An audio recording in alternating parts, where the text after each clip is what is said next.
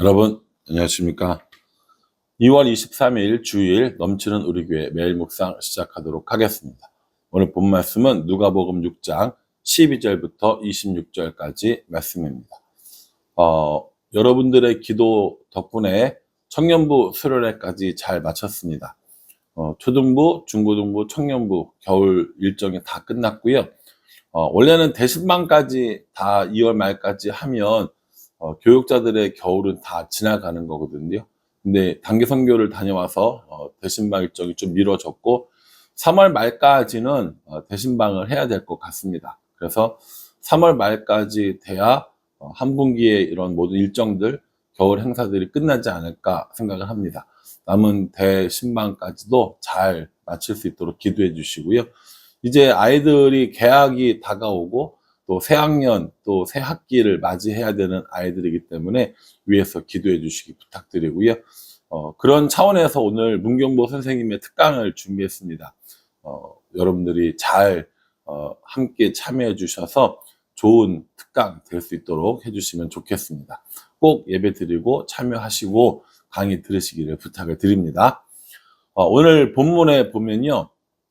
예수님의 12제자가 나오는 것들을 보게 됩니다. 12명을 따로 세우시고 또 그들을 사도라고 칭하신다라고 말씀하셨어요. 14절에 보시면요. 베드로라고도 이름을 주신 시몬과 그의 동생 안드레와 야고보와 요한과 빌립과 바돌로메와 마테와 도마와 알페오의 아들 야고보와 셀롯이라는 시몬과 야고보의 아들 유다와 예수를 파는 자가 될 가롯 유다라, 이렇게 이야기합니다.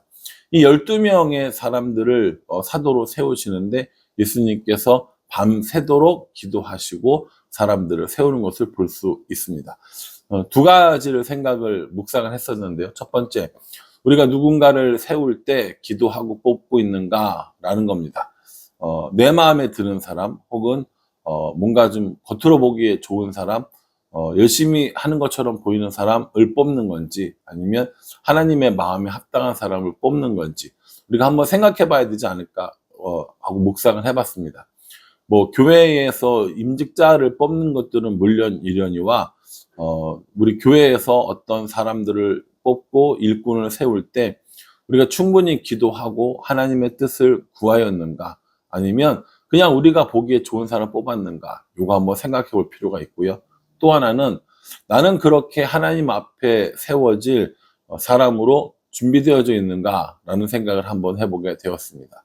이 12명의 이 사람들은요, 굉장히 탁월하거나 뛰어나거나 믿음이 좋거나 이런 사람들은 아니었습니다. 예수님께서 그들을 찾아가서 부르실 때 어떤 사람들은 물고기 잡고 있었고, 어떤 사람들은 회의에 빠져 있었고, 또 어떤 사람들은 이 사람들이 굉장히 싫어하는 세리의 일들을 하는 사람들도 있었습니다. 그런 모든 사람들은 사실은 공통점이 아무것도 없습니다. 학벌, 집안, 무슨 경제적인 능력, 이것이 공통점이 아니고요. 이 사도들의 유일한 공통점은 예수님께서 부르신 사람들이라는 겁니다. 그러니 우리도 예수님의 제자가 되기 위해서 무언가를 갖추고 무언가를 이루고 무언가를 열심히 하고, 이것이 아니라 예수님께 부르심을 받았는가라고 하는 것이 가장 중요하지 않을까라는 생각을 해봅니다. 우리는 예수님께 부름 받은 사람이라는 확신이 있습니까? 예, 우리는 모두 다 예수님께 부른 사람들입니다. 사도라는 이름이 주어지고 따로 세워지지는 않았지만 우리 모두 다 예수님께 구원받은 사람들이고요. 예수님의 그 사역에 동참하도록 부름받은 사람들입니다. 그러니까 우리도 넓은 의미로 볼 때 제자라고 볼 수 있습니다. 우리는 제자로 살고 있습니까? 아니면 구경꾼이나 관객으로 살고 있습니까?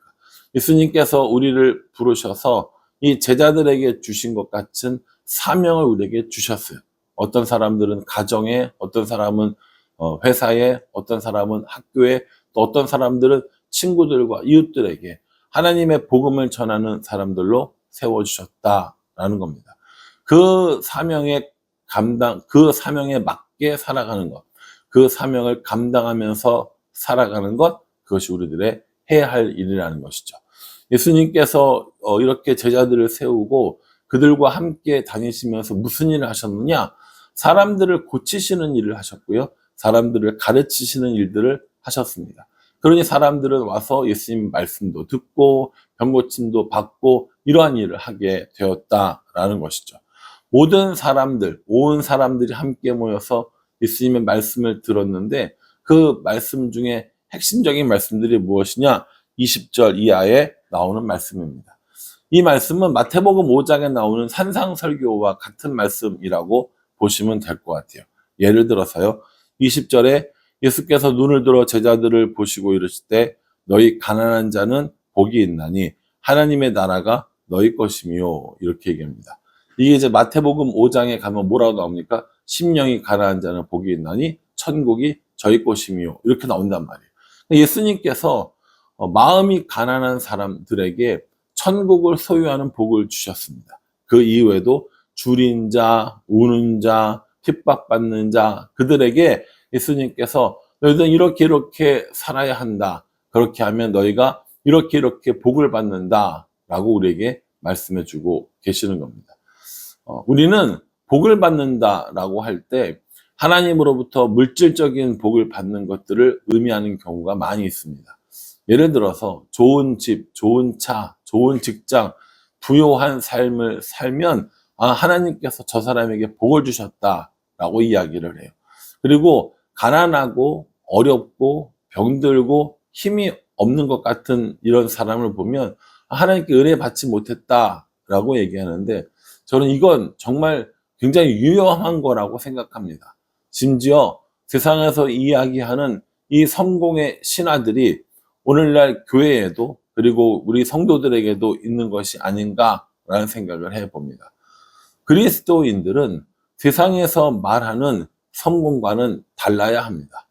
세상이 주는 평안을 누리는 사람들이 아니라 세상이 줄 수 없는 오직 예수님만이 우리에게 주시는 평화를 누리는 사람이 바로 우리들이어야 한다고 저는 생각합니다.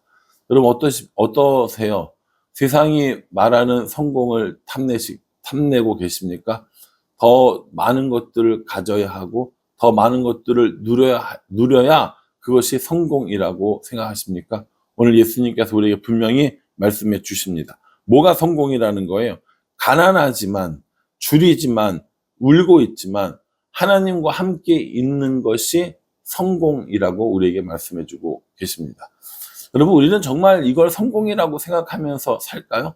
정말 예수님과 함께 있는 것 이것이 부요하게 살고 배부르게 살고 충분히 소유한 삶보다 더 성공적인 삶이라고 생각하십니까? 저는 우리 모두가 이 성공의 기준, 복에 대한 기준을 다시 한번 생각해 봐야 한다고 생각합니다. 더 많은 성도들이 모이는 교회, 더 큰 예배당을 가진 교회, 이 교회가 하나님이 기뻐하시는 교회일까요?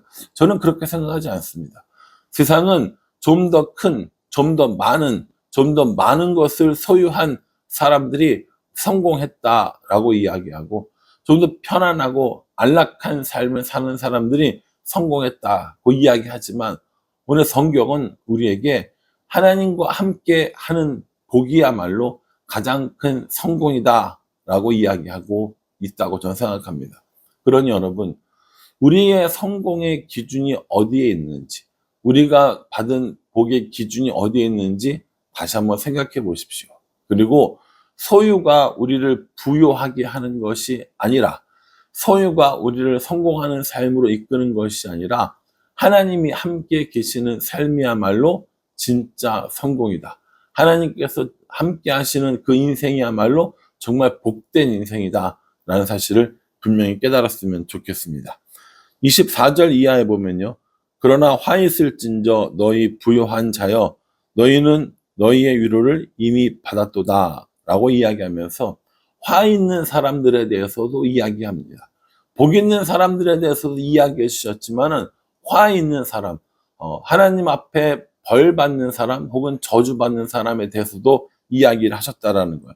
부요한 자, 배부른 자, 웃는 자, 칭찬하는 자. 그렇게 하나님 없이 웃고 하나님 없이 배부르고 하나님 없이 풍요한 삶은 진짜 복이 아니라는 것을 우리에게 분명히 이야기해주고 계십니다. 마태복음에 보면 좀 더 자세히 나와 있어요. 일곱 가지 화를 이야기하면서 화 있을진저 너희 배부른 자들아 라는 이야기들을 하고 계시는데, 오늘 이 누가복음도 동일한 말씀을 기록하면서 배부르고 웃고 칭찬받고 부요한 이런 사람들은 하나님의 진짜 복을 누리지 못하는 사람들이라고 이야기합니다. 목사님, 그러면 부요하게 사는 게 잘못된 건가요? 그러면 행복하게 사는 것이 잘못된 것인가요? 라고 물어보신다면 아니요, 그건 아닙니다. 성경이 부자들을 저주하고 행복을 갖지 못하게 하는 그런 말씀을 하는 것이 아니라 그 부요함은 어디에서부터 나오냐고 우리에게 물어보고 있는 겁니다. 너희의 그 부요함은 하나님께로부터 나온 것이냐, 아니면 너희의 재물 혹은 너희의 소유로부터 나온 것이냐라고 물어보는 겁니다. 물질이 많은 사람들이 행복하다면 물질이 없는 사람은 불행하게 될 겁니다. 그러나 물질이 없는 사람도 얼마든지 행복하게 지낼 수 있고요, 물질이 많은 사람도 얼마든지 불행해질 수 있습니다. 그러니 우리의 복과 저주는, 우리의 복과 화는 우리가 가진 것에 있지 않습니다. 그럼 무엇에 있습니까? 그렇죠. 하나님께로부터 있는 겁니다. 이걸 믿고 이렇게 살아가는 사람들이 그리스도인이라고 저는 생각합니다. 저도 더 큰 것, 더 많은 것들로 인하여서 즐거운 것이 아니라, 행복한 것이 아니라 하나님이 함께 나와 계심으로 인하여서 행복하고 하나님이 우리 교회 안에 계심으로 인하여서 즐거운 삶, 이것이 진짜 하나님께서 주시는 복을 누리는 거라고 생각합니다. 오늘 백은호 목사님 우리 교회에 오셔서 말씀 전해 주십니다. 정말 걱정 많이 하고 기도 많이 했는데 하나님께서 다행히 은혜 주셔서 아픈 것들이 다 아무렇지도 않은 것들로 판명이 났고 건강한 모습으로 돌아갈 수 있게 되어서 너무 좋습니다. 이번 주 금요일에 귀국하는데 그냥 보내기가 너무 아쉬워서 오늘 예배 설교를 부탁을 드렸습니다. 하나님 나라를 구하고 하나님 나라를 위해서 살아가는 우리 백은호 목사님, 정말 행복한 사역할 수 있도록 기도해 주시기를 부탁을 드립니다. 이런 거 생각해 보면요, 얼마나 많이 가졌느냐가 아니라 하나님과 얼마나 동행하느냐가 행복인 게 저는 분명하다고 생각합니다. 그러니 우리 교회 온 성도들이 내가 가진 것들로 인하여서 행복한 것이 아니라 하나님으로 인하여서 즐겁고 행복한 성도, 우리들의 아이들이 공부를 잘하고 성적표가 좋아서 행복한 것이 아니라 공부보다 하나님이 더 기쁘고 성적표보다 하나님과 함께하는 것이 더 기쁜 아이들이 되었으면 좋겠어요. 이렇게 얘기하면 공부도 잘하고 하나님과 동행하면 좋지 않습니까? 라고 이야기하실 텐데, 저도 그게 좋아요. 그러니 우리들의 삶에 우리들의 열심으로 살아가는 인생이 아니라 하나님과 함께하는 것이 좋아서 하나님께서 은혜 주시기 때문에 그 힘으로 공부도 하고 일도 하고 사역도 하고, 그래서 우리가 나중에 고백하기를 우리의 많은 것들로 인하여서 행복한 것이 아니라 하나님께서 나와 함께 해주셨기 때문에 행복하다고 고백하는 우리가 되었으면 정말 좋겠습니다. 바라기는 저와 여러분 모두가 하나님께서 주시는 복, 하나님께서 함께 하시는 은혜를 누리면서 날마다 행복한 가운데 살아갈 수 있기를 주님의 이름으로 축복합니다. 기도하겠습니다. 하나님께서 우리에게 복을 주십니다. 제자로 불러주셨고 아픈 상처를 싸매어 치유하여 주십니다. 우리의 행복이 우리의 소유에 있는 것이 아니라 하나님께 있음을 알고 날마다 하나님과 동행하며 살아가는 우리가 될 수 있도록 은혜 베풀어 주시옵소서. 예수님의 이름으로 기도합니다. 아멘. 오늘 예배 가운데 하나님의 은혜를 경험하시고요, 또 그 힘으로 매일매일을 살아가는 우리 모두가 되기를, 그래서 행복한 순간들을 매일 경험하는 우리 모두가 되기를 주님의 이름으로 축복합니다. 감사합니다.